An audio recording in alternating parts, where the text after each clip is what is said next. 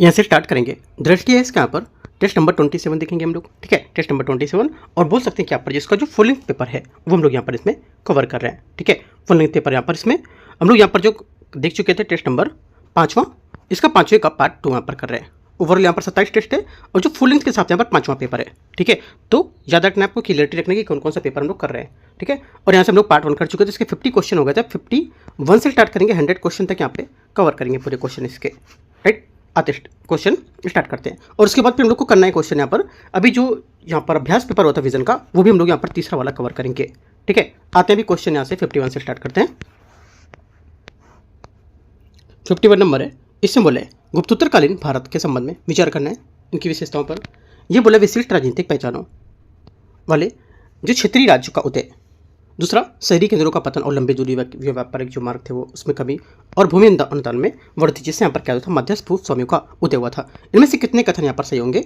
जो गुप्तोत्तर काल मतलब गुप्त काल के जो बात की जो टाइम था उसमें भारत के संबंध में जो बात बताई गई है। तो देखो यहाँ से पहली बात जो बोला है, इसने पहला बोला कि विशिष्ट राजनीतिक जो पहचान थे उसमें क्षेत्रीय राज्यों का उदय हुआ था, ठीक है। पहला क्या होगा? पहली बात यहाँ से स्टेटमेंट इसका करेक्ट है, ठीक है। दूसरी बात था कि यहाँ पर शहरी जो केंद्र थे उनका पतन हुआ था और लंबी दूरी के व्यापार मार्ग में कमी देखी गई थी, ये भी बात यहाँ से करेक्ट हो जाएगा। सेकंड वाला भी यहाँ से करेक्ट है। तीसरी बात यहाँ पर भूमि अनुदान में वृद्धि, जिससे यहाँ पर मध्यस्थ भूस्वामियों का उदय हुआ था, ठीक है। ये भी बात यहाँ से करेक्ट है, क्योंकि यहाँ पर ब्राह्मणों और यहाँ पर अधिकारियों को भूमि अनुदान देने की जो बढ़ती यहाँ पर प्रथा थी उसके कारण मध्यस्थ भूस्वामी का उदय हुआ था, जो किसानों पर नियंत्रण रखते थे। वह प्रक्रिया प्राय प्रारंभिक मध्यकालीन भारत में सामंती प्रवृत्तियों की विकास से जुड़ी थी। आंसर यहाँ पर तीनों करेक्ट हैं, तो सी। क्वेश्चन नंबर 52 है, 52 नंबर। अशोक स्तंभों के बारे में विचार करना है। स्थल और यहाँ पर स्तंभ शीर्ष इसके पशु कौन हैं? पहला बोला है संखीसा। संखीसा जो है 52, पहली बात यहाँ से हाथी स्तंभ है ना, पहला से करेक्ट है। सेकेंड बात है रामपुरवा वृषभ स्तंभ, ये भी बात यहाँ से क्या हो जाएगी? करेक्ट हो जाएगी। तीसरी बात है लोहिया नंदनगढ़, ये सिंह स्तंभ, ये भी बात यहाँ से क्या है? करेक्ट है। तीनों बात एकदम सही है ना। आंसर क्या होगा? 1 2 3 डी यहाँ से 52 का करेक्ट आंसर है। क्वेश्चन नंबर 53 है, निम्नलिखित पर विचार करना है। ये 10वीं शताब्दी का मंदिर चंदेल शासक के शासनकाल में निर्मित हुआ था, जो भगवान विष्णु का एक स्वरूप को समर्पित होता है। ये संधार शैली का वैष्णव मंदिर है, गांधार शैली नहीं है, संधार शैली लिखा हुआ है, ठीक है, ध्यान रखना है। और जिससे परिक्रमण पथ वाला गर्भगृह तथा पंचायतन योजना के सहायक देवालों के साथ बनाया गया था। इनके समृद्ध रूप से अंकित पटल दैनिक जीवन की जो दृश्य दैवी आकृति होती है उसको सुसज्जित होता है, ठीक है। और ये गर्भगृह में विष्णु की 3 मुख वाली प्रतिमा विराजमान है। तो यहाँ पर किस मंदिर को संदर्भित कर रहा है? 53 का जो आंसर हो जाएगा, ये बात कर रहा है लक्ष्मण मंदिर की बात की जा रही है, ठीक है। लक्ष्मण मंदिर यहाँ से इसका करेक्ट आंसर होगा। और ये स्थापत्य दृष्टि से शानदार और शैली को अनुसरण करता है, जिसका अर्थ होता है कि गर्भगृह के चारों ओर एक परिक्रमा पथ होना, ठीक है। तो सभी बातें यहाँ से इसकी जो है पूरा पढ़ के यहाँ से आंसर जो है लक्ष्मण मंदिर करेक्ट आंसर है। आगे आते हैं क्वेश्चन नंबर 54 नंबर देखते हैं यहाँ से। 54 नंबर क्वेश्चन है, इसमें बोला है निम्नलिखित पर विचार करना है। सीरी और यहाँ पर है अलाई मीनार, ठीक है, अलाई दरवाजा, जमात खाना मस्जिद, राइट। इनमें से बोला है कि यहाँ पर कितनी खिलजी शासकों के अधीन यहाँ पर निर्मित हुई थी? करेक्ट आंसर हो जाएगा 54 के यहाँ से ये निर्मित हुई थी। जो एक तो यहाँ से हो जाएगा आपका पहला स्टेटमेंट सीरी, अलाई मीनार, अलाई दरवाजा और जमात खान मस्जिद, चारों बातें यहाँ से करेक्ट है, ठीक है। आंसर क्या होगा? आंसर यहाँ से डी सही आंसर हो जाएगा, सभी चारों। 55 नंबर है, केंद्रीय विधानसभा में यहाँ पर वर्ष 1924 में पेश किए गए एक संशोधन में भारतीय संविधान द्वारा जो भारतीय संविधान के निर्माण की मांग की गई थी, ठीक है। ये संशोधन किन स्वराजवादियों के नेतृत्व में पेश किया गया था? आंसर हो जाएगा 55 का करेक्ट आंसर मोतीलाल नेहरू, सही आंसर होगा इसका, ठीक है। आगे आते हैं क्वेश्चन नंबर 56 है, राष्ट्रीय मानवाधिकार आयोग NHRC national human right commission है, उसके बारे में। इसके अध्यक्ष और सदस्य 3 वर्ष की अवधि के लिए 70 वर्ष की आयु प्राप्त करने तक यहाँ पर जो भी पहले पद धारण करेंगे। पहली बात यहाँ से स्टेटमेंट क्या होगी? एकदम करेक्ट है। 70 वर्ष याद रखना है, 65 नहीं है और ना ही 62 है, ठीक है। 70 याद रखना है, पहला करेक्ट है। सेकेंड बात यहाँ से इसके अध्यक्ष और सदस्य अपना कार्यकाल पूरा होने के बाद पुनर्नियुक्ति के पात्र होते हैं। सेकेंड बात क्या होगी? सेकेंड बात यहाँ से ये भी करेक्ट है। दोनों बातें क्या है? दोनों बातें यहाँ से एकदम करेक्ट है, तो सही आंसर क्या होगा? 56 का सी यहाँ से करेक्ट आंसर हो जाएगा, ठीक है। अध्यक्ष और जो सदस्य होते हैं उनके वेतन भत्ते सेवा की अन्य शर्तों की केंद्र सरकार द्वारा निर्धारित की जाती थी। हालांकि एक बार नियुक्त होने के बाद इन शर्तों में उनके नुकसान के लिए कोई बदलाव नहीं किया जाता था, क्योंकि वे सुरक्षा उपाय, आयोग स्वतंत्रता, स्वायत्तता और निष्पक्ष कामकाज की सुनिश्चितता करता था। 57 आते हैं।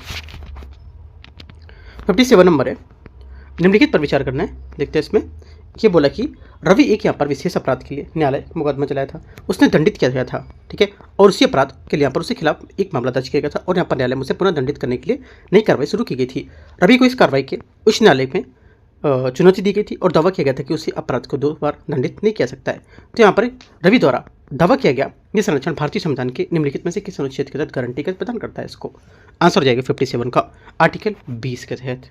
बहुत लोग 21 मारेंगे इसमें, ठीक है। आर्टिकल 20 यहाँ से इसका सही आंसर होगा, क्योंकि जो यहाँ पर क्वेश्चन में क्या बता रहा है कि वर्णित यहाँ पर स्थिति में दोहरे खंड की बात कर रहा है, दोहरे यहाँ पर दंड जो है उसकी बात, और यहाँ पर सिद्धांत में संबंधित जिसका अर्थ होता है कि किसी भी व्यक्ति को एक ही अपराध के लिए एक से अधिक बार अभियोजित और दंडित नहीं किया जा सकता है। करेक्ट होगा आंसर यहाँ से बी करेक्ट है 57 का। क्वेश्चन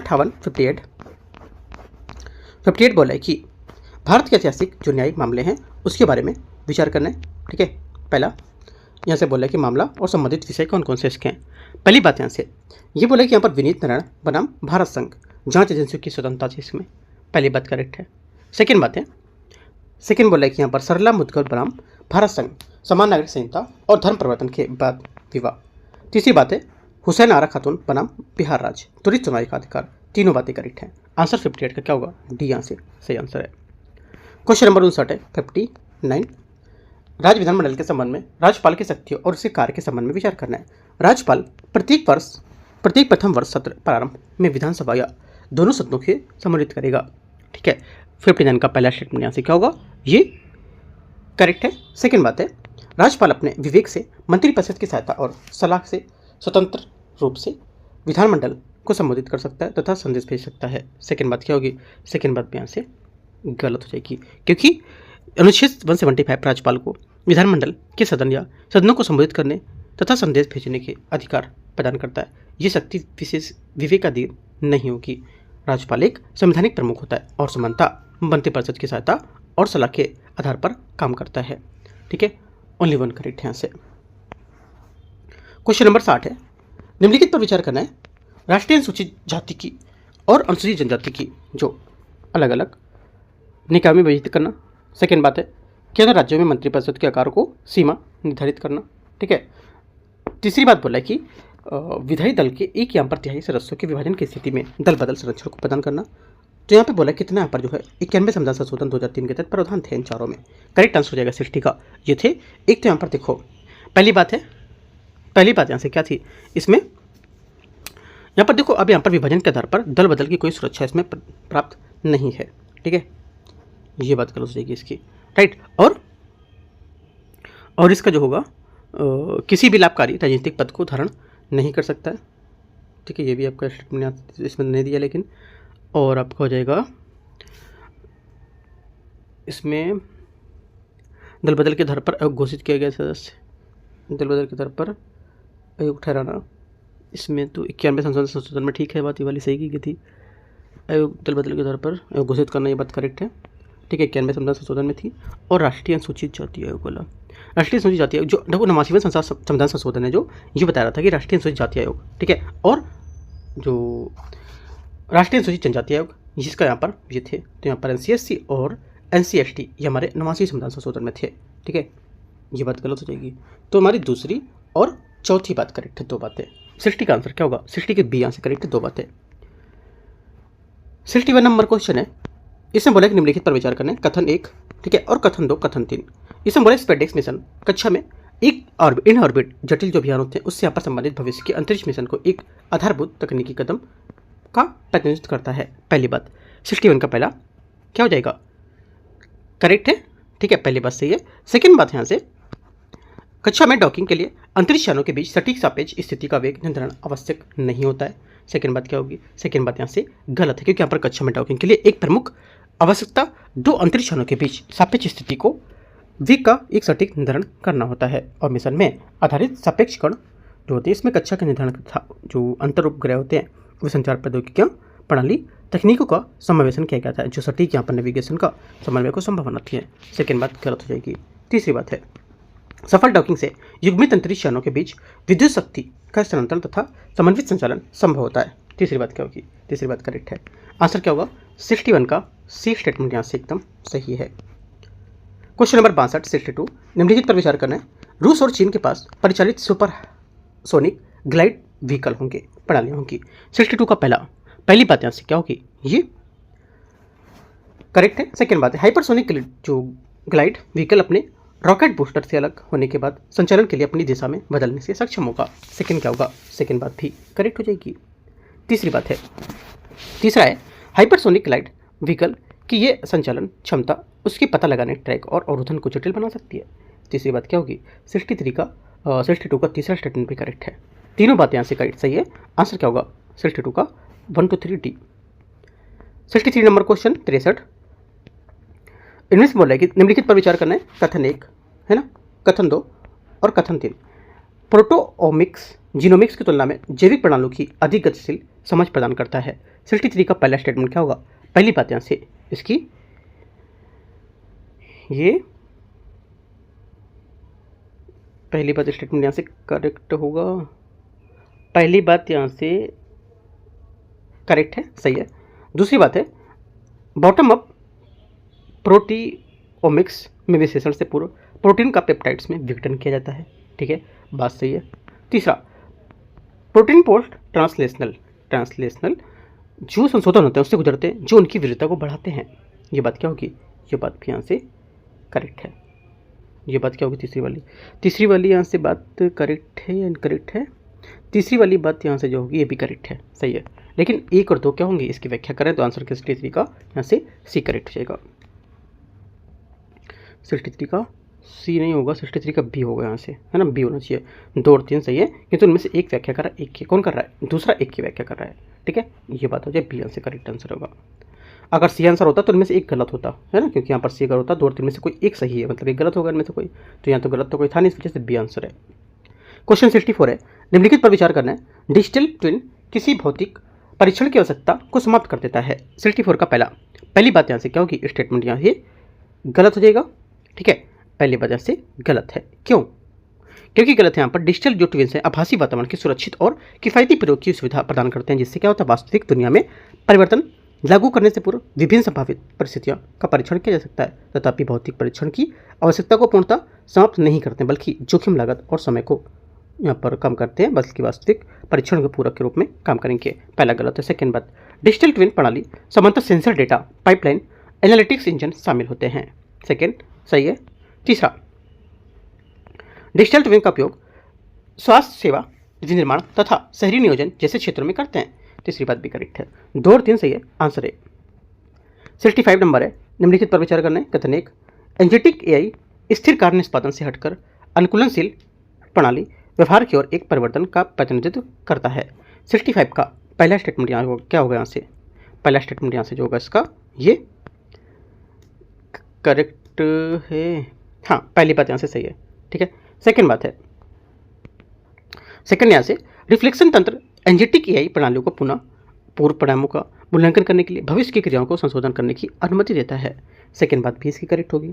ठीक है, अनुमति देता है, सही बात है। तीसरी बात है, तीसरा बोला है कि एंजेटिक एआई में योजना तंत्र यह सुनिश्चित करता है कि सभी निर्णय किसी अनिश्चितता को संपादित होते हैं। तीसरी बात गलत है, क्योंकि यहाँ पर यद्यपि योजना एंजेटिक एआई का एक महत्वपूर्ण चरण है, इसमें लक्ष्यों को उपकार्यों में विभाजित करने तथा संभावित क्रियाविधि का निर्धारण करना शामिल है, न कि अनिश्चितता को समाप्त करना। ठीक है, तीसरा गलत हो जाएगा। 1 2 करेक्ट है। आंसर क्या होगा? सी आंसर सही है। क्वेश्चन नंबर 66 है कथन 1 कथन 2 कथन 3। ठीक है, ये बोला कि पर और पॉलीक्लोरोएल्काइल पदार्थ पीएफए ऐसे स्थायी जो पारमाणु प्रदूषक है जो अपने उत्सर्जन के बाद लंबे समय तक पर्यावरण में बने रहते हैं। 66 का पहला स्टेटमेंट यहाँ से करेक्ट है। दूसरा बोला है कि PFAS अधिकांशतः स्थायी और वायु जल तथा मृदा में अत्यधिक गतिशील होते हैं। एकदम सही बात है। ठीक है, सेकेंड बात भी क्या हो जाएगी? एकदम करेक्ट है, क्योंकि यहाँ पर साथ ही PFAS को वायु जल मृदा अत्यधिक यहाँ पर गतिशील मानते हैं और ये उत्सर्जन के बाद पर्यावरण में विभिन्न माध्यमों के रूप में फैल सकते हैं, है ना, गतिशील हो जाते हैं। दोनों बातें करेक्ट है। तीसरा है PFAS स्थिर यहाँ पर फ्लोरीनीकृत कार्बन श्रृंखला संचार होती है।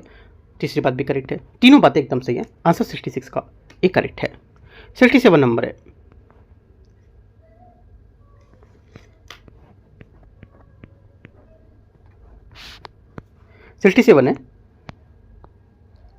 निम्नलिखित में से कौन सा विकल्प ग्रे हाइड्रोजन का सर्वोत्तम वर्णन करता है? 67 का आंसर हो जाएगा, ये वर्णन करता है कार्बन कैप्चर के बिना स्टीम, मीथेन, रिफॉर्मिंग के माध्यम से प्राकृतिक गैस को साधित होना। यहाँ से करेक्ट होगा 67 का, क्योंकि यहाँ पर ग्रे हाइड्रोजन मुक्ता प्राकृतिक गैस के स्टीम, मीथेन, रिफॉर्मिंग प्रक्रिया के माध्यम से उत्पादित किया जाता है और इस प्रक्रिया में कार्बन डाइऑक्साइड का उत्सर्जन बड़ी मात्रा में होता है, क्योंकि यहाँ पर इसमें कार्बन कैप्चर की कोई व्यवस्था नहीं होती है। करेक्ट आंसर यहाँ से 67 का सी करेक्ट हो जाएगा। क्वेश्चन नंबर 68 आते हैं। इसमें बोला निम्नलिखित कथन पर विचार करने, कथन 1, कथन 2, कथन 3। भारत में आक्रामक प्रजाति की गतिशीलता जो होती है ये पर्यावरणीय है ना, पर्यावरणीय परिस्थितियों की विभिन्न भिन्न प्रक्रियाओं में दर्शाती है। पहली बात क्या होगी? 68 का पहला स्टेटमेंट यहाँ से ये करेक्ट है। सेकेंड, अर्ध बायोम की आक्रामक प्रजातियां आग की बढ़ती आवृत्ति तथा जैसे बढ़ते तापमान की परिस्थितियों पर विस्तार करेगी, ये भी बात करेक्ट है। और शुष्क बायोम जो होते हैं ये क्या होते हैं? आक्रामक प्रजाति की बढ़ती वर्षा और चराई के दबाव के कारण ये कारकों के प्रति प्रतिक्रिया करती रहती है। तीनों बातें यहाँ से करेक्ट है। और इसकी व्याख्या क्या होगी? कर रहे हैं कौन सा? 2 और 1 इसकी व्याख्या कर रहा है। कथन जो यहाँ पर करेक्ट है, जो इसकी पहली की व्याख्या कर रहा है, ठीक है, सही है। तीसरा भी है, ये यहाँ से आंसर है। 69 नंबर है। कथन 1, कथन 2 देखते हैं। गृह सीमाओं की अवधारणा उन सीमाओं को परिभाषित करती है जिनके पार मानव जनित परिवर्तन पृथ्वी के जीवन समर्थन प्रणालियाँ अस्थिर कर सकती है। पहला सही है। सेकंड, यहाँ पर 9 गृह सीमाओं की पहचान की गई है जिसमें जलवायु परिवर्तन, जीवमंडल अखंडता, भूमि प्रणाली, इसमें परिवर्तन तथा महासागरीय अम्लीकरण शामिल होता है। दोनों बातें यहाँ से क्या होंगी? एकदम करेक्ट है। तीसरी बात है, तीसरा बोला है कि कथन 3 में गृह सीमाओं को पार करने के लिए मानव समाज और पारिस्थितिक तंत्र के बढ़ते जोखिम वाले क्षेत्र में आ जाएंगे, ये भी बात करेक्ट है। तीनों बातें सही है, आंसर एक करेक्ट है। क्वेश्चन नंबर 70 है। निर्माण एवं विध्वंस अपशिष्ट प्रबंधन नियम 2025 की प्रयोज्यता के संबंध में विचार करना है। ये नियम निर्माण, विध्वंस, नवीनीकरण एवं संरचनाओं की मरम्मत जैसी गतिविधियों पर लागू होता है। 70 का पहला स्टेटमेंट यहाँ से क्या होगा? ये करेक्ट है। सेकंड, प्राकृतिक आपदाओं के कारण उत्पन्न अपशिष्ट इन नियम के अंतर्गत आता है। सेकंड बात यहाँ से गलत है, क्योंकि हालांकि इन नियम में कुछ अपशिष्ट श्रेणियों को, गतिविधियों को स्पष्ट रूप से अपवर्जित किया गया है और इसमें प्राकृतिक आपदाओं या युद्ध जैसे जो प्राकृतिक हमारी परिस्थितिक उत्पन्न अपशिष्ट हैं वो शामिल होते हैं, क्योंकि ऐसे में मामले में पृथक आपात जो प्रबंधन है उसकी ढांचे की आवश्यकता अधिक होती है। सेकेंड बात यहाँ से गलत हो जाएगी। यहाँ बोला प्राकृतिक आपदाओं के कारण उत्पन्न अपशिष्ट इन नियम के अंतर्गत आएंगे, तो ये बात इसका गलत है, ठीक है।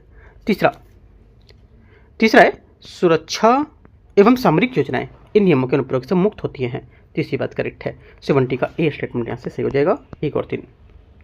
71 है CALM BRAN है ना, जो काल्म यहाँ पर जो काम ब्रेन है उसके बारे में ये बोला कि ये भारत का पहला डिजिटल भंडार जो मोनोरोग विकारों पर केंद्रित होगा। 71 का पहला स्टेटमेंट यहाँ से करेक्ट है। ये नैदानिक, न्यूरो इमेजिंग, व्यवहारिक तथा आनुवंशिक आंकड़ों का एकीकरण करता है। सेकंड बात क्या होगी? सेकंड बात यहाँ से ये भी करेक्ट है। तीसरा, इसे पूर्णतः निजी क्षेत्र में संगठनों द्वारा विकसित किया गया था। तीसरी बात यहाँ से गलत है, क्योंकि यह प्रमुख पहल संस्थानों जैसे यहाँ पर मानसिक और स्वास्थ्य जैसे कि तंत्रिका विज्ञान संस्थान, राष्ट्रीय जैविक जो विज्ञान केंद्र है उसके नेतृत्व में संचालित की गई थी। तीसरी बात यहाँ से गलत होगी। आंसर 1, 2 करेक्ट है ना, 1, 2 करेक्ट है, तो क्या होगा आंसर? ए। क्वेश्चन नंबर 72 नंबर है। CERN में खोजी गए X1 है ना CC प्लस वेरिएंट्स के संबंध में विचार करना है। ये 2 चार्म क्वार्क और एक डाउन क्वार्क में निर्मित होता है। 72 का पहली बात यहाँ से क्या होगी? करेक्ट है। सेकेंड बात है भारी क्वार्कों की उपस्थिति के कारण ये प्रोटॉन की तुलना में अधिक भारी होता है। सेकेंड बात क्या है? सेकेंड बात भी करेक्ट है,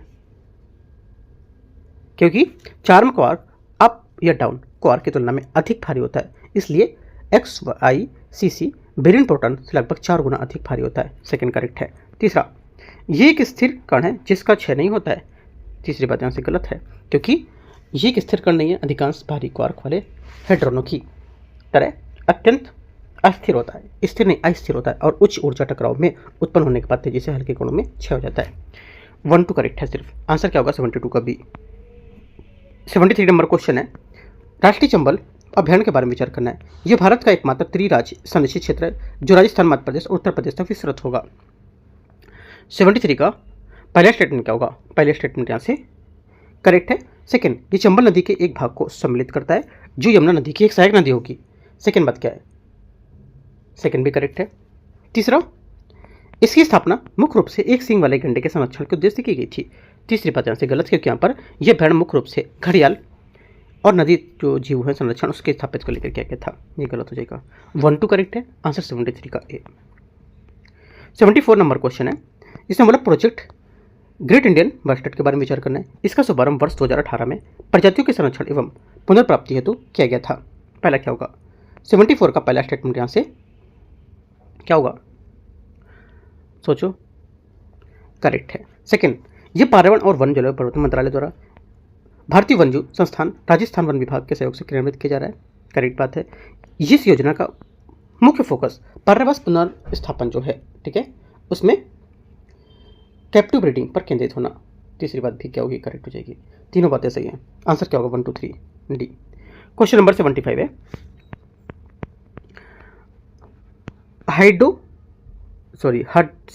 हड्सोनियन गॉडविट तथा प्रवासी प्रजातियों के संरक्षण के संबंध में विचार करना है। हड्सोनियन गॉडविट को आईयूसीएन रेड लिस्ट में सुभेद के रूप में सूचीबद्ध किया गया है। 75 का पहला स्टेटमेंट क्या होगा? करेक्ट है। सेकंड, प्रवासी प्रजातियों के संरक्षण संबंधी अभिसमय को संयुक्त राष्ट्र पर्यावरण कार्यक्रम यूएनईपी के अंतर्गत अपनाया गया था। सेकंड बात क्या होगी? सेकंड बात भी करेक्ट है। दोनों बातें यहाँ से सही है, आंसर सी।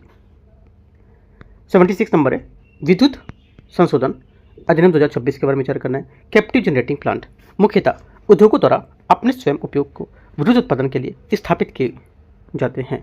पहला 76 का स्टेटमेंट यहाँ से करेक्ट है। संशोधित नियम के अंतर्गत कैप्टिव स्थिति को सत्यापन प्रत्येक 5 वर्ष में एक बार किया जाएगा। सेकंड बात क्या होगी? सोचने वाली बात ही है। सेकंड बात यहाँ से गलत है, क्योंकि यहाँ पर विद्युत संशोधन नियम 2026 के तहत ऐसे संयंत्रों को कैप्टिव स्थिति का सत्यापन प्रत्येक वित्तीय वर्ष में और वार्षिक रूप से किया जाएगा, ना कि प्रत्येक 5 वर्ष में एक बार। ठीक, गलत हो जाएगा। ओनली 1 करेक्ट है। 77 नंबर क्वेश्चन है, इसमें बोला है निर्यातित उत्पादों पर शुल्क एवं करों की छूट योजना के संबंध में विचार करना है। इसने भारत में वस्तु सेवा निर्यात योजना जो है उससे स्थान ले लिया है। पहला 77 का पहला स्टेटमेंट यहाँ से करेक्ट है। इसने डब्ल्यूटीओ के अनुरूप माना था, क्योंकि यहाँ पर किसी सब्सिडी के बजाय शुल्क प्रतिरूप तंत्र के रूप में काम करती है। सेकंड बात क्या होगी? सेकंड बात यहाँ से ये भी करेक्ट हो जाएगी। दोनों बातें करेक्ट हैं। आंसर क्या होगा? 77 का सी। 78 नंबर क्वेश्चन है, एग्री फोटोवोल्टिक्स प्रणालियों के संबंध में विचार करना है। एग्री पीवी प्रणालियां सौर ऊर्जा उत्पादन को अधिकतम करने के लिए सूर्य प्रकाश के सतह तक जाने की पूरी मदद अवरुद्ध कर देती है। ठीक है, जिससे क्या होता है? जिसके कारण पूर्णतः छाया निर्भर फसलों की खेती आवश्यक हो जाती है। 78 का पहला स्टेटमेंट यहाँ से क्या होगा? ये पहली बात यहाँ से स्टेटमेंट इसका गलत होगा। क्यों? क्योंकि देखो, एग्री जो पीवी है ये पूर्णतः सूर्य प्रकाश के अवरुद्ध नहीं करती है, ताकि बल्कि यहाँ पर आंशिक छाया प्रदान करती है और एक अनुकूल सूक्ष्म जलवायु निर्मित करेगी। पहली बात गलत हो जाएगी। सेकंड बात है, एग्री पीवी व्यवस्था में पौधों की प्राकृतिक वाष्पोत्सर्जन प्रक्रिया नीचे सोलर पैनलों को ठंडा करती है, जिससे यहाँ पर कुछ परिस्थितियों को फोटोवोल्टिक दक्षता में वृद्धि हो जाती है। सेकंड बात करेक्ट है। तीसरा है, वर्टिकल ऊर्ध्वाधर एग्री पीवी प्रणालियाँ समानता बाढ़ की तरह सीधी खड़ी लगाई जाती है। ठीक है, और दोनों ओर से सौर प्रकाश के ग्रहण के लिए द्विपार्श्विक तकनीकों का उपयोग करती है। ये करेक्ट है। 2 और 3 सही है। 78 का आंसर क्या होगा? 2 बातें सही है। 79 नंबर, आर्थिक स्थिरीकरण कोष के बारे में विचार करना है, जिसे हाल ही में भारत सरकार द्वारा शुरू किया गया था। देखते हैं। इसका उद्देश्य वैश्विक आर्थिक आघातों से अर्थव्यवस्था की सुरक्षा हेतु एक राजकोषीय बफर के रूप में काम करता है। पहला 79 का पहला स्टेटमेंट यहाँ से करेक्ट है। सेकेंड बात है, इस कोष का प्रबंधन वित्त मंत्रालय के आर्थिक कार्य विभाग के अंतर्गत आता है, यह उसके अंतर्गत किया जाएगा। सेकेंड बात क्या होगी? सेकेंड बात यहाँ से करेक्ट है। तीसरा, इसके गठन से सरकारी उधारी में वृद्धि होगी तथा राजकोषीय घाटा बढ़ेगा। तीसरी बात यहाँ से गलत होगी, क्योंकि सरकार ने स्पष्ट किया था कि ईएसएफ में अतिरिक्त उधारी शामिल नहीं होगी और ये राजकोषीय घाटे को लक्ष्य को प्रभावित नहीं करेगा। यहाँ पर बोल रहा है वृद्धि होगी, तो गलत हो जाएगी। 2 बात करेक्ट है। 79 का ये आंसर होगा। क्वेश्चन नंबर 80 नंबर है, जोहा चावल के संबंध में विचार करना है। असम में जोहा चावल का पहली बार यूनाइटेड किंगडम, यूके की और इटली को निर्यात किया गया है। 80 का पहला स्टेटमेंट यहाँ से करेक्ट है। सेकेंड, ये उच्च उत्पादकता देने वाला है और यहाँ पर संपूर्ण भारत में व्यापक रूप से इसकी खेती की जाती है। सेकेंड बात क्या होगी? सेकेंड बात यहाँ से गलत हो जाएगी, क्योंकि यहाँ पर जो जुहा चावल उच्च उपज देने वाली फसल नहीं है। ये केवल असम पूर्वोत्तर क्षेत्र में सीमित हिस्सों में उगाई जाती है और इसकी खेती कम उत्पादकता घटने जो रुकबे हैं उसकी पारंपरिक किस्मों के लुप्त होने के जैसे जोखिम को सामना कर रही है। ओनली वन करेक्ट है। क्वेश्चन नंबर 81 है, ब्रिक्स यहाँ पर जो विज्ञान प्रौद्योगिकी नवाचार सहयोग के संबंध में विचार करना है। ब्रिक्स में STI साइंस प्रौद्योगिकी और इनोवेशन, मतलब साइंस हो गया, टेक्नोलॉजी हो गया और इनोवेशन हो गया, STI, इसके सहयोग से औपचारिक मान्यता की शुरुआत 2011 में सान्या घोषणा से हुई थी। 81 का पहला स्टेटमेंट क्या होगा? पहला स्टेटमेंट यहाँ से करेक्ट है। सेकेंड, ब्रिक्स प्रौद्योगिकी हस्तांतरण केंद्र का उद्देश्य सदस्य देशों के बीच सैन्य प्रौद्योगिकी को सहयोग को बढ़ावा देना होगा। सेकेंड बात यहाँ से गलत है। क्यों गलत है? क्योंकि ब्रिक्स प्रौद्योगिकी हस्तांतरण की स्थापना सदस्य देशों के विज्ञान पार्कों, स्टार्टअप्स, इंक्यूबेटर और अनुसंधान संस्थान के बीच संपर्क में नवाचार पर जो प्रौद्योगिकी होती है उसको प्रणाली को बढ़ावा देने के लिए की गई थी और इसका मूल रूप से उद्देश्य प्रौद्योगिकियों के व्यवसायीकरण और ज्ञान साझाकरण को सुविधा बनाना होता है। ठीक है, तो सेकेंड बात गलत हो जाएगी। तीसरा, ब्रिक्स युवा वैज्ञानिक मंच, इसकी स्थापना युवा शोधनकर्ताओं के बीच सहयोग रूप से प्रोत्साहित करने के लिए की गई थी। तीसरी बात क्या होगी? ये करेक्ट है। आंसर 1 और 3 सही है। 81 का 1 करेक्ट है। क्वेश्चन नंबर 82 82, भारत में माइक्रोप्लास्टिक के विनिमय के संबंध में विचार करना है। भारतीय विधि के अंतर्गत माइक्रोप्लास्टिक को 1 से 1000 माइक्रोन के बीच आकार वाले कणों के रूप में परिभाषित किया गया है। 82 का पहला स्टेटमेंट यहाँ से क्या होगा? ये करेक्ट है। सेकेंड बात है, प्लास्टिक पैकेजिंग की ओर आधारित ट्रैकिंग हालिया विनियामक सुधारों का एक हिस्सा होगा। सेकेंड बात ये भी करेक्ट है। तीसरा, विस्तारित उत्पादक उत्तरदायित्व EPR 2.0 पुनर्चक्रित सामग्री के लक्ष्य को अनिवार्य करता है। तीसरी बात क्या होगी? करेक्ट है। 1 2 3 सभी सही है। सी। 83 नंबर है, भारत में प्रथम गहरे समुद्री जीवों के भंडार के संबंध में विचार करना है। भवसागर रेफरल सेंटर को जैव विविधता जो अधिनियम है 2002 उसके अंतर्गत एक राष्ट्रीय भंडार के रूप में नामित किया गया है। पहली बात क्या होगी? पहली बात स्टेटमेंट यहाँ से करेक्ट है। इसका प्रबंधन पर्यावरण, वन एवं जलवायु परिवर्तन मंत्रालय के द्वारा किया जाता है। सेकेंड बात यहाँ से गलत हो जाएगी, क्योंकि यहाँ पर ये केंद्र समुद्री जीव संसाधन और पारिस्थितिकी जो केंद्र होते हैं उसके द्वारा प्रबंधित होता है, जो पृथ्वी विज्ञान मंत्रालय के अंतर्गत काम करेगा, ना कि पर्यावरण वन जलवायु परिवर्तन मंत्रालय। ओनली वन करेक्ट है। 84 नंबर है, गाइना एंड्रोफॉर्मी के संबंध में निम्नलिखित पर विचार करना है। पहली बात है, पहले बोला ये ऐसे जीवों को संदर्भित करता है जिनमें नर और मादा दोनों प्रकार की विशेषताएं एक साथ पाई जाती हैं। 84 का पहला स्टेटमेंट यहाँ से करेक्ट है। ये प्राय केवल कशेरुकी जीवों में ही देखी जाती हैं। ये बात क्या हो जाएगी?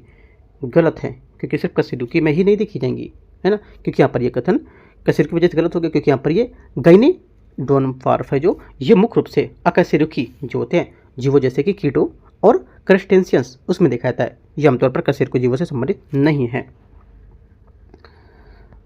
तीसरी बात है, हाल ही में इसे प्रथम बार स्वच्छ जल के केकड़ों के लिए गेकार्सिनुडे कुल का दर्जा दिया गया है। ये बात करेक्ट है। क्वेश्चन पूछ सकता है कि इनमें से किसको यहाँ पर गेकार्सिनुसिडे मतलब गेकार्सिनुसिडे का दर्जा दिया गया है, किसको? ऐसे क्वेश्चन पूछ सकता है UPSC। ठीक है, तो याद रखना है। आंसर क्या होगा? 84 का 1 और 3 करेक्ट है। आंसर यहाँ से 85 नंबर है, भारत में विद्युत क्षेत्र के रूपांतरण के संबंध में विचार करना है। भारत की कुल स्थापित जहाँ पर जो विद्युत क्षमता है जनवरी 2026 तक 500 गीगावाट आंकड़ा पार कर लिया है। 85 का पहला स्टेटमेंट यहाँ से करेक्ट है। सेकेंड, वित्तीय वर्ष 2025-26 में कुल क्षमता वृद्धि में 70% अधिक योगदान नवीकरणीय ऊर्जा का रहा है। सेकेंड बात यहाँ से क्या होगी? करेक्ट है। कुल स्थापित नवीकरणीय ऊर्जा क्षमता में संबंध में भारत वैश्विक स्तर पर दूसरे स्थान पर रहा है। तीसरी बात यहाँ से गलत है, क्योंकि भारत वैश्विक स्तर पर नवीकरणीय ऊर्जा क्षमता में प्रथम स्थान पर नहीं और वर्तमान में चीन, अमेरिका आदि देशों के बाद चौथे स्थान पर है। ये बात गलत हो गया। 1 2 करेक्ट है, ये आंसर होगा। 86 नंबर है, INS तारागिरी के संबंध में विचार करना है। ये प्रोजेक्ट 17A का हिस्सा है जिसका उद्देश्य स्टेल्थ निर्देशित मिसाइल फ्रिगेट्स का निर्माण करना होगा। 86 का पहला स्टेटमेंट क्या होगा? पहला स्टेटमेंट यहाँ से ये करेक्ट है। सेकेंड, ये प्रोजेक्ट 17A के अंतर्गत लॉन्च किया गया चौथा पोत होगा। सेकेंड बात क्या है? सेकेंड बात यहाँ से ये भी करेक्ट है। तीसरा, इसमें 75% से अधिक स्वदेशीकरण निहित होंगे। तीसरी बात करेक्ट है, क्योंकि यहाँ पर इसे इस फ्रैगेट में 75% से अधिक स्वदेशी सामग्री है, जिसमें 200 से अधिक एमएसएमई शामिल हैं। ठीक है, तो क्या होगा? तीसरा सही, दूसरा सही और पहला सही है, सभी सही है। डी। 87 नंबर क्वेश्चन है, इसमें बोला है S-400 ट्रैम्फ वायुरक्षा जो प्रणाली है इसके बारे में विचार करना है।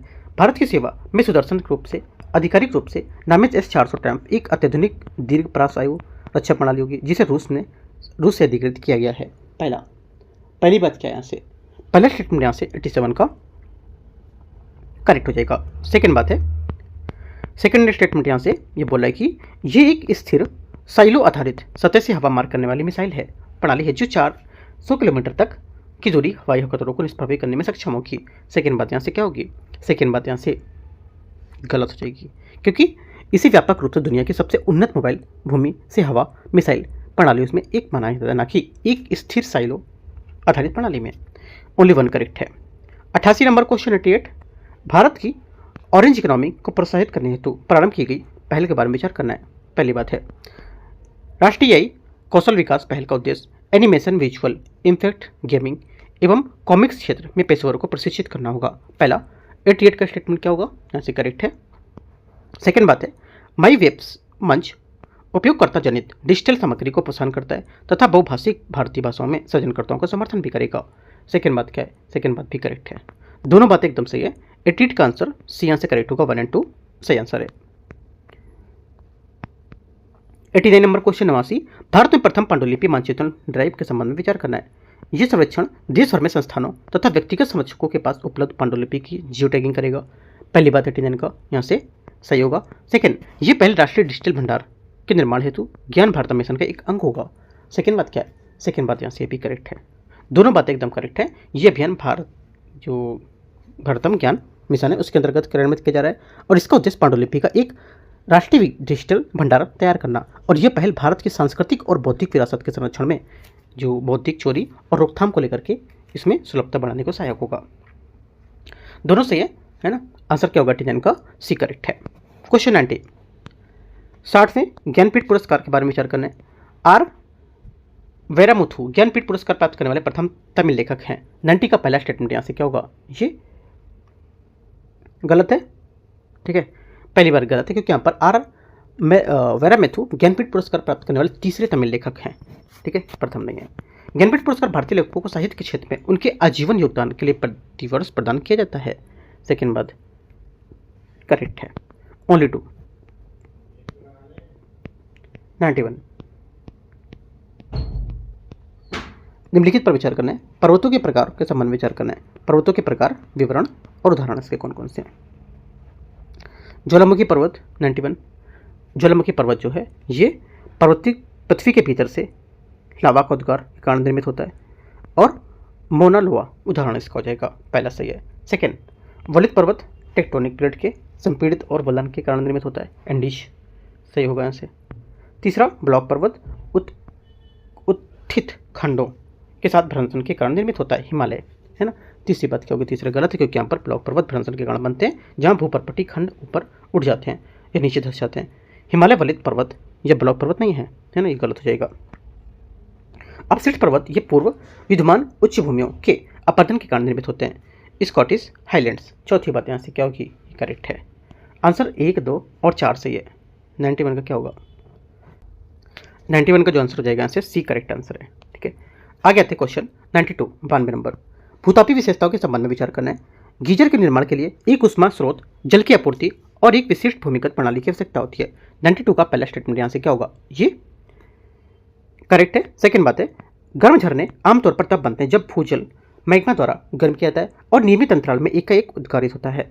सेकंड बात क्या होगी? सेकंड बात यहाँ से गलत हो जाएगी क्योंकि यहाँ पर जो गर्म झरने तब बनते हैं जब भूजल जमीन के नीचे गर्म होता है और धीरे धीरे सतह पर ऊपर आता है। वे भीषण रूप से या समय समय पर फूटते नहीं, और जो कि यहाँ पर गीजर की परिभाषित विशेषता बता रहा है, तो गलत हो जाएगा ये, है ना।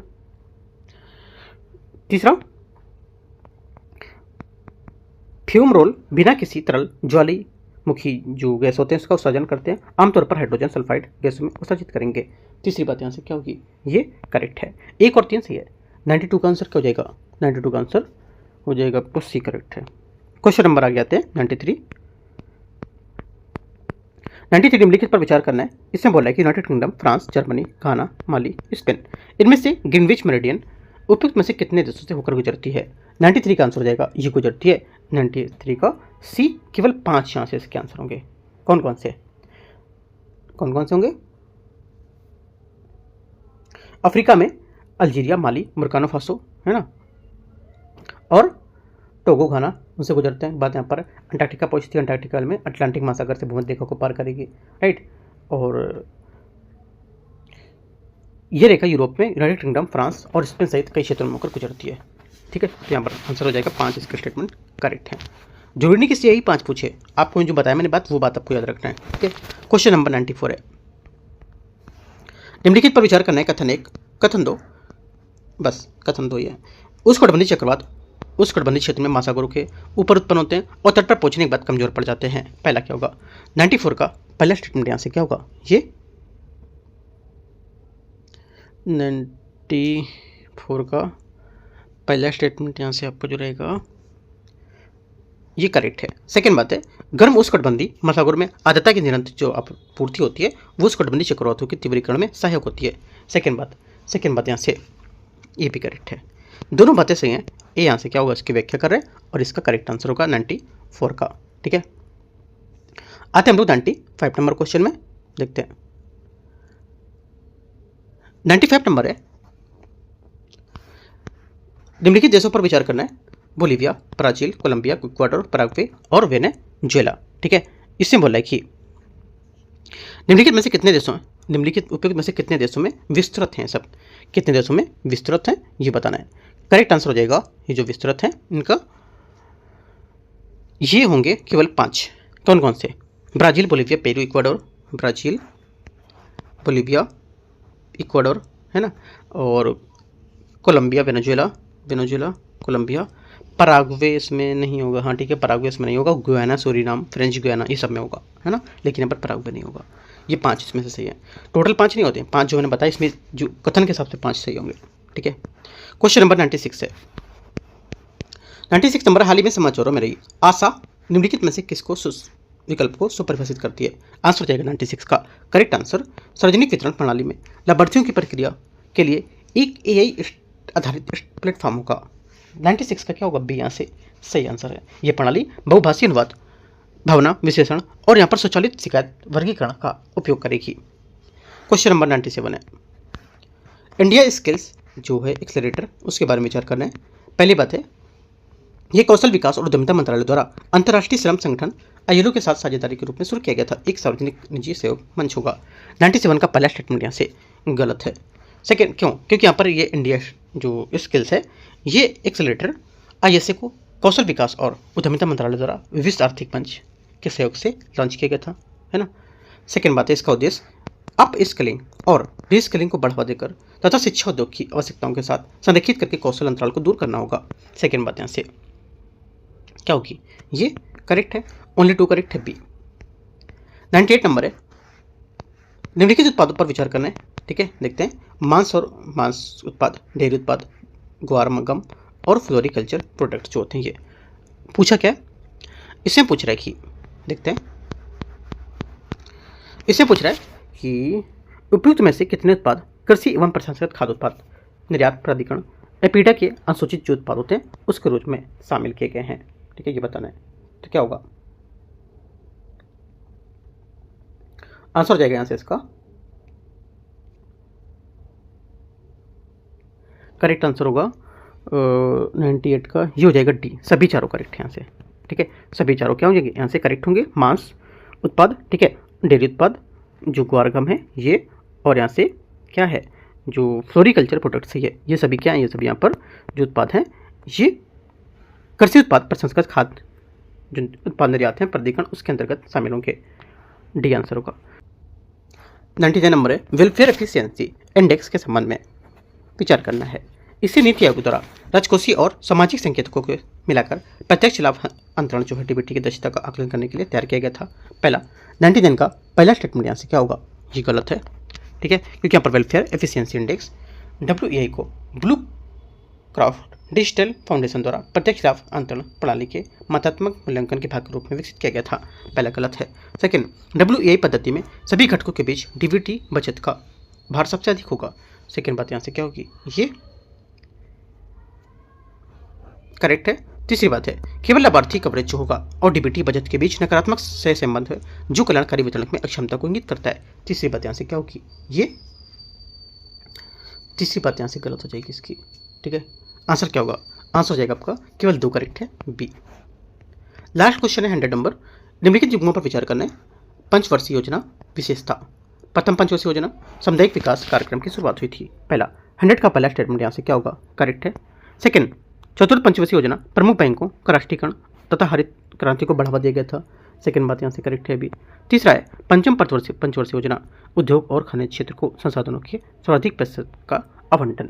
तीसरी बात यहाँ से ये भी करेक्ट है। आंसर क्या होगा, 100 का 1 2 3 सभी बातें यहाँ से करेक्ट है, सी यहाँ से आंसर है। ठीक है, तो इस टाइप से यहाँ पर हम लोग ने 100 क्वेश्चन यहाँ पर पूरे कर लिए। जो दृष्टि का यहाँ पर फुल टेस्ट यहाँ पर 5वां था। ठीक है, अब अगला जो फुल टेस्ट होगा वो नेक्स्ट संडे जो आएगा उस संडे को यहाँ पर होगा, तो हम लोग मंडे को पेपर इसको अगला वाला टेस्ट नंबर 6 फुल कवर करेंगे। ठीक है, और यहाँ से कुछ डाउट रहेगा नीचे कमेंट में पूछ सकते हो। और विजन का जो अभ्यास टेस्ट यहाँ पर तीसरा था वो भी कोशिश कर रहा हूँ मैं कि मुझे अगर मिलता है तो मैं आपको कल सुबह तक पहले अभ्यास पेपर ही आपको कराऊंगा मैं। ठीक है, कोशिश करता हूँ अगर शाम को होगा तो मैं करा दूंगा। एक बार टेलीग्राम से जुड़ोगे तो मैं अपडेट आपको वहाँ पे दे दूंगा। ठीक है, तो वैसे आज नहीं तो कल मैं मॉर्निंग में आपको उसको कराऊंगा, अपडेट में टेलीग्राम पे आपको करूँगा, तो आप देखना जैसा होगा। ठीक है, और काफ़ी अच्छे क्वेश्चन अभ्यास के रहते हैं विजन है इसके, पहला और दूसरा अगर नहीं देखा है तो देख सकते हो, मैंने 2 पार्ट करके इनको कवर कराया है। एंड करते हैं इसको, all the best, thank you. और सुबह मैंने नेक्स्ट आईएएस का जो टेस्ट था तीसरा या चौथा जो भी था उसका पार्ट 2 कराया था फुल लेंथ में, वो भी देख सकते हो। ठीक है।